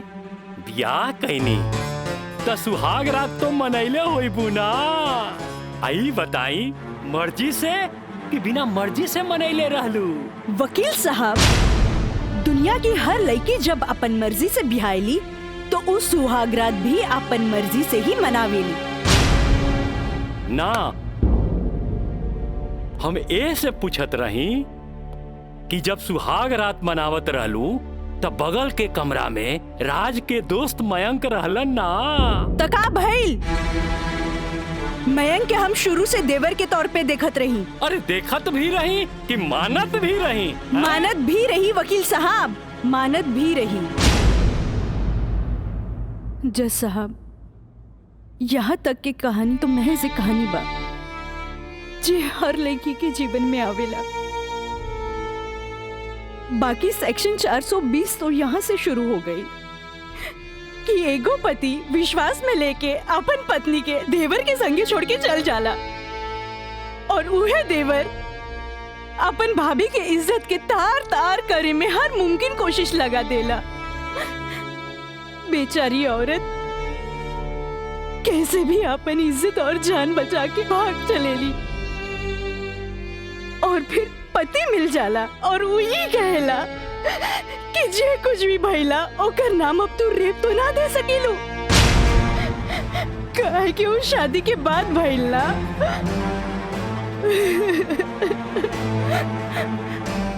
और रहल बात शादी के, तो तू सो कॉल्ड देवर से कर सकेलू, काहे के ओकरा हमार झूठन खाए के आदत है। जज साहब, हमार सगरो अरमान चूर चूर कर दिहल गइल। हमरा कुछ समझ में ना आयल। आखिर हम करी तो का करी? हम परिवार से मजबूर हो गए नी जज साहब। हमरा जुट्टन बना देल गइल। हम जुट्टन हो गइली। हम जुट्टन हो गइली। मिलॉर्ड, अब इनका मेलोड्रामा झूठ हो या साच, इसे साफ जाहिर होला ई जूठन कहां बारी। जबकि हमार मुवक्किल मिलॉर्ड एक झूठा सपना समझ के इनका के अपनावे खातिर तैयार बा। इतना ही ना मिलॉर्ड, हमार मुवक्किल के पिताजी जगदम्बिका पाल जी एक लिखित बयान में मिलॉर्ड इनका के बहू बनावे खातिर तैयार बाड़े। इली काजल, जबकि राज, उसके परिवार और यहाँ तक कि उसके पिता भी तुम्हें एक्सेप्ट करने के लिए राजी है, फिर तुम्हें क्या प्रॉब्लम है?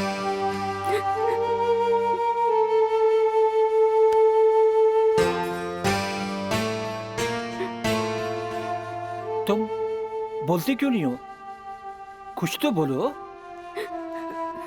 मिलॉर्ड, वहाँ मर जान के खतरा है। वाह मिलॉर्ड वाह, जौन परिवार के जिला जवान में रिस्पेक्ट बा, जौन परिवार पर आज तक कोनो क्रिमिनल केस नहीं थे, और वो परिवार के साथ इनकर जान के खतरा बा।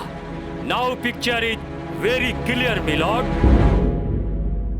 जज साहब, हम वकील साहब से ई पूछे के चाहतनी, जब इनकर मुवक्किल और उनकर पूरा परिवार वो लड़की के एक्सेप्ट करे के रेडी बा, तब उनकर घर में दूसर शादी की तैयारी काहे चलत रहे? हमरा त लागता कि ई लोग कानून के अंधा समझ के ओके बेवकूफ बनावे चलल बा। आज के लिए कोर्ट मुअत्तल की जाती है। The court is adjourned for further dates.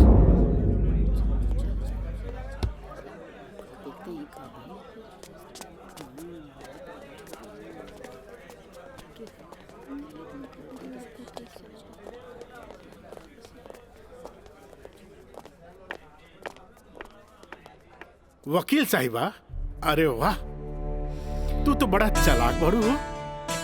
Affidavit करवा के मैं कि तू अच्छा यूज कैलू। आपके के कह दलस कि कोई वकील के सबूत इकट्ठा करे खातिर चालाक ना होके के चाहिए? बाकी चालाकियों में भी हम तोहर बापे निकलब। और अगला डेट में दूध में ऐसा पानी मिलाई, देखते रह जाओ। चलो बाबूजी। देखो काजल जी, कल कोर्ट में उनके वकील ने जो बहस की, ये एक केस है 99 दिल्ली का। तुम्हारे केस से बहुत कुछ मिलता जुलता है। जी सर। और इसमें उसके पक्ष में फैसला हुआ था। मैं इसको अंडरलाइन कर दे रहा हूँ। ओके। हाँ। तो ये पॉइंट जो है, ये पॉइंट ध्यान से पढ़ लेना। जी सर। और कल तुम्हारी बहस में ज्यादातर ये बातें होनी चाहिए। ओके। समझ गई ना मिथिलेश? जी। थोड़ा ध्यान रखना, ये सारे पॉइंट्स इसके दिमाग में बैठ जाने चाहिए, क्योंकि सारी बहस इसी पर होनी है। जी। कल की बहस बहुत इंपॉर्टेंट है। जी सर। ये बुक ले जाओ, अच्छी तरह से इसकी स्टडी कर लेना। जी सर। ठीक है, जाओ बेटा। Thank you sir. God bless.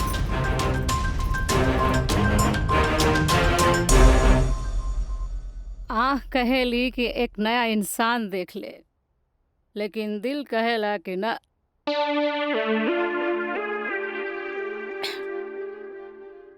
कि वह शख्स एक दिन लौट के जरूर आए।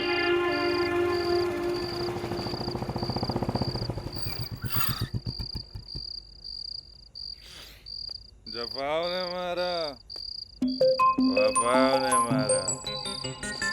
निराली, अरे निराली, मुझे तेरी अदाओं ने मारा।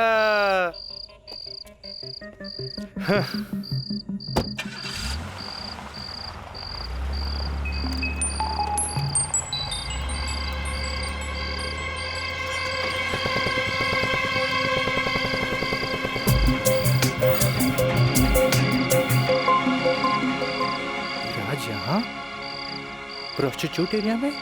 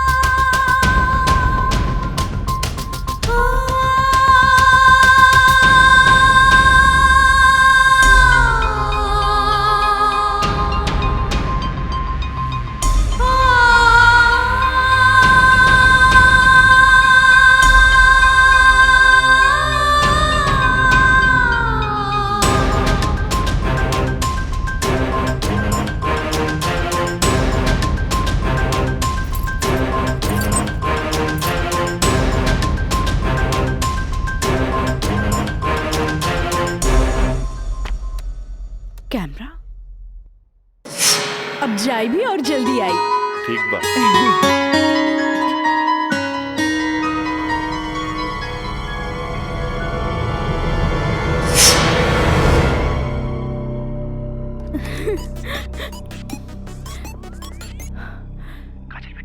हाँ काका, काजल बोलतानी। काजल बिटिया, काम हो गई।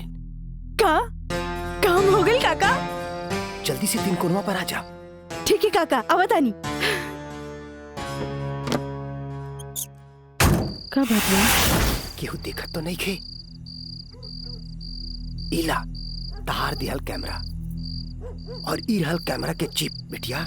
हे भगवान, बहुत पचपुचा के आइल बानी ताकि केहू के शक ना हो। थैंक यू काका। अरे रिका बिटिया, देखा बिटिया, भगवान के घर में देर होला, अंधेर नहीं खे, और भगवान तारा बहुते कामयाबी दी है। अच्छा बिटिया जी। अच्छा बिटिया, हम जाता नहीं। ठीक बा।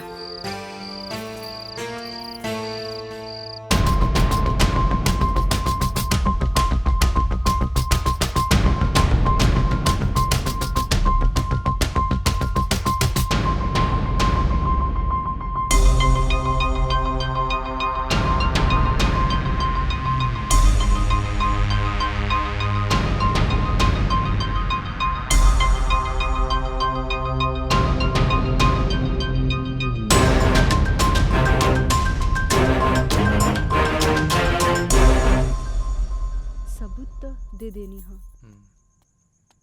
बाकी सर आ गए।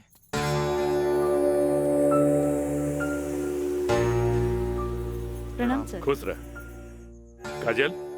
वो लोग समझ ले रहन कि तमाशा होई, बाकी तू चुप रह के बाजिए पलट देलू हैं। तू जौन भी सबूत हमरा के देले रहलू, हम सब स्टडी कर ले बहुत सही है। I am proud of you बेटा। Thank you sir. God bless you. Mithilesh ji, कल कोर्ट पे मिले थे। ठीक बा सर। ठीक है, चलो। प्रणाम सर।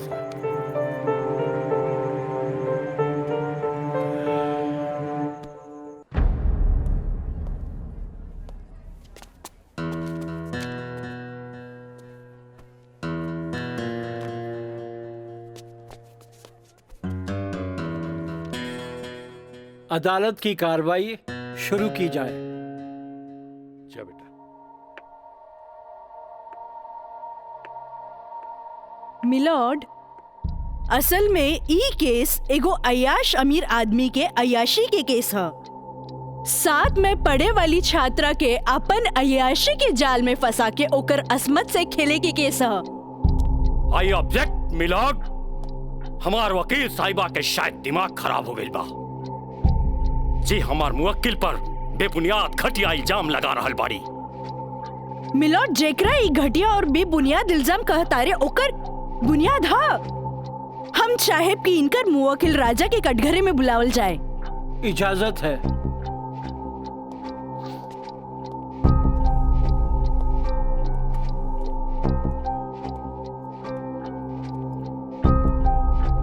जज साहब, ई उहे आदमी ह जे लड़की के चाय के कुर्बा समझेला, जेके पिया और फेंक द। इनकर अयाशी के सबूत के तौर पर हम अपन एगो गवाह पेश करे के चाहतानी। इजाजत है।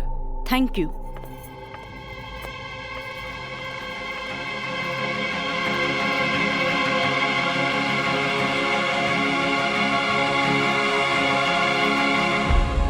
जज साहब, इस शहर के जानल मानल तवाइफ कस्तूरी बाई ह। हाँ तो कस्तूरी बाई, ई जे सामने कटघरा में खड़ा बाड़न, का आप इनकरा के पहचाने ली? अरे इनकरा के कैसे न पहचाने? ई तो हमार पुराना ग्राहक राजा हवन। Good, thank you. अब जा सकेनी। हाँ तो जज साहब। I object milord. हमार वकील साहिबा हमार पर्सनल क्लाइंट के केस के रुख के बदलल चाहता रही। आखिर केस के ई बात से का वास्ता? वास्ता हाँ जज साहब, वास्ता हाँ। जॉन परिवार के रिस्पेक्ट के गुणगान हमार वकील साहब करत आ रहल बारन, वो परिवार के एक लौता बेटा के चरित्र से वास्ता कैसे ना रही? बताइए जज साहब। अब हम अपन अगला गवाह राजा के कॉलेज के प्रिंसिपल एनके गॉड के पेश करे के चाहतनी। इजाजत है। Thank you. प्रिंसिपल श्री एनके गौड़ हाजिर हो।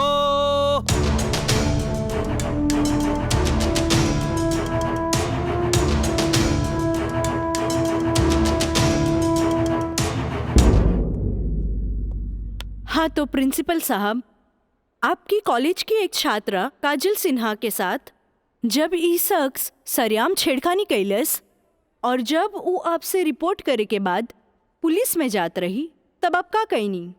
हम ओकरा के पुलिस में जाए से रोकनी और राज के हिदायत देनी कि आपन आदत से वो बाज आवे, काहे कि हम ना चाहत रही कि रसूखदार परिवार पर कोई आँच आवे। Thank you. नोट किया जाए मिलॉर्ड। रसूखदार सुनल गई ना जज साहब? हमार वकील साहब के हिसाब से जॉन परिवार पे एक भी क्रिमिनल केस ना हुई भी तो कैसे? खैर, अब हम सबूत के तौर पर इस रसूखदार परिवार के एक लौता बेटा के जिगरी दोस्त मिस्टर मयंक के पेश करे के चाहता नहीं। इजाजत है। गवाह मयंक हाजिर हो।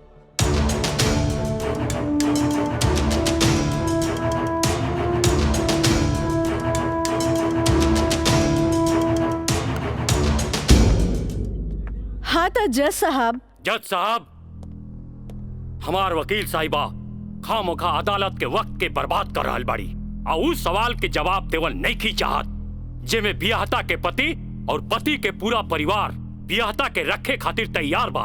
तही बात में कौन जान के खतरा बा? बियाहता ई शख्स उहे आदमी बाड़न जेकर मदद से शादी जैसन पवित्र बंधन के आड़ में कानून के धोखा देवे के साजिश रचल गई, जेकर रचयिता बाड़े मिस्टर राजा और साथ देवे वाला बाड़न मिस्टर मयंक।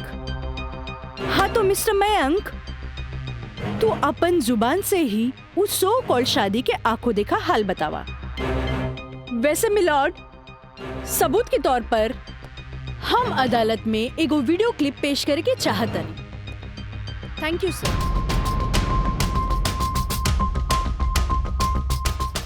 ऑब्जेक्शन मिलॉर्ड, यहाँ कोनो टीवी शो नहीं खे। अखामोखा वकील साहिबा हमनी के और अदालत के वक्त के बर्बाद कर रहल बाड़ी।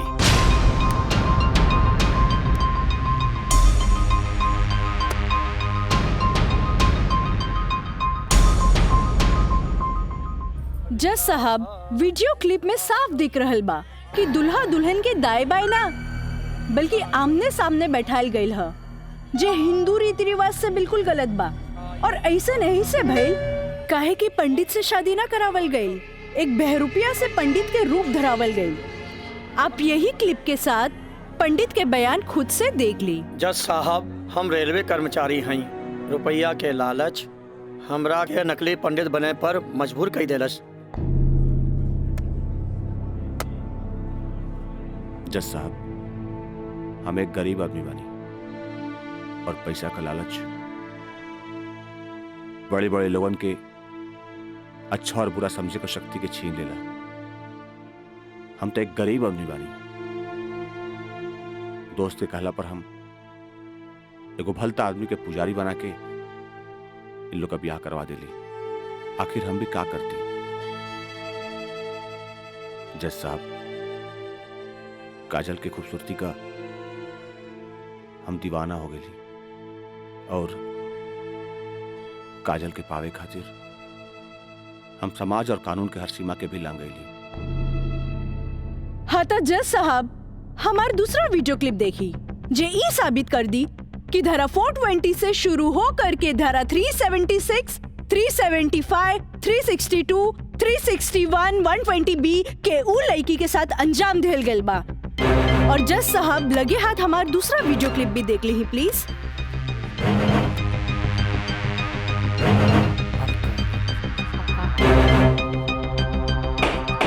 Order order. अरे हटाओ, हटाओ, हटाओ। हम सही कहा था भाई, अभी भी आना हुई तो क्या करती? वैसे ना मानत रहे तो हम कानून से बचे के खातिर बिया के नौटंकी कर देनी। अरे बाबूजी, अगर ऐसे ला के खड़ा कहीं नू तो ऐसा कितना पतों से तारी घर बढ़ जाए बुझाई।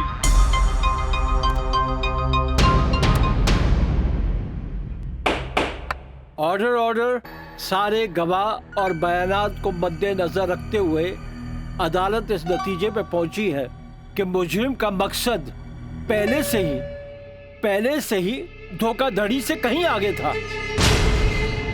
क्योंकि उसका मकसद उस लड़की को धोखा ही नहीं देना था बल्कि उसके साथ शारीरिक संबंध स्थापित करना था। और यह भी साबित होता है कि मुलजिम ने बलात्कार को शादीशुदा जिंदगी को एक व्यवहारिक रूप देकर कानून को धोखा देने की कोशिश की है। इसलिए अदालत धारा 420 से बढ़कर इसे 376 एक रेप केस करार करती है और साथ ही महंग को इस अवैध कार्य में साथ देने के लिए धारा 120B को अदालत मुकर्रर करती है। धारा 376 के तहत मुलजिम राजा सिंह को 9 साल एवं उसके साथी महंग को धारा 120B के तहत 4 साल बामुशक्कत कारावास की सजा देती है और पंडित देवी दत्त को नौकरी से बर्खास्तगी के साथ IPC 34 एवं 120B के तहत 2 साल की सश्रम कारावास देती है। और अदालत जगदम्बिका पाल सिंह जैसे हर अमीर बाप को यह हिदायत देती है कि पुत्र के मुंह से उनके उल्टे सीधे कारनामों में बेटों का साथ न दें। और इन्हीं फैसलों के साथ अदालत आज बर्खास्त की जाती है। Thank you.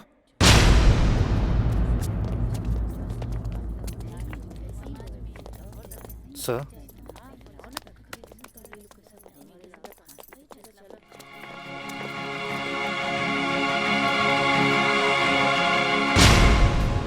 ए बेटा, हम तोरा बिना हम कैसे जियब रे? ए बाबूजी, बाबूजी हम आज बात जान गए नहीं कि झूठ कितना भी ताकतवर क्यों ना होके सच के आगे हमेशा छोट पड़ जाला। एक औरत अगर अपना आदमी के बना सकेली तो वह औरत अपना आदमी के बर्बाद भी कर सकेली। बाबूजी हम कबो औरत जात की इज्जत ना कईनी, उनका के अपना पाव के जूती समझनी, पर हम भूल गए रहनी की जन धन दौलत पे हम इतना घमंड करी ले। बाबूजी वो तो एगो लक्ष्मी के रूप है। बाबूजी हमारी गलती माफी के लायक तो नहीं खे, पर हो सके तो हमरा के माफ कर दे। बेटा, तुम्हारी पश्चाताप के आंसू में तुहार पाप सब धुल जाई रे। चलिए इंस्पेक्टर साहब। Kajal, congratulation, I am really proud of you. Congratulation तो हमरा के बोले के चाहिए, काहे कि जीत हमरा लिए अकेले पॉसिबल ना रहे जी आप हमार साथ ना देती। Good, I am really proud of you Kajal. Thank you sir.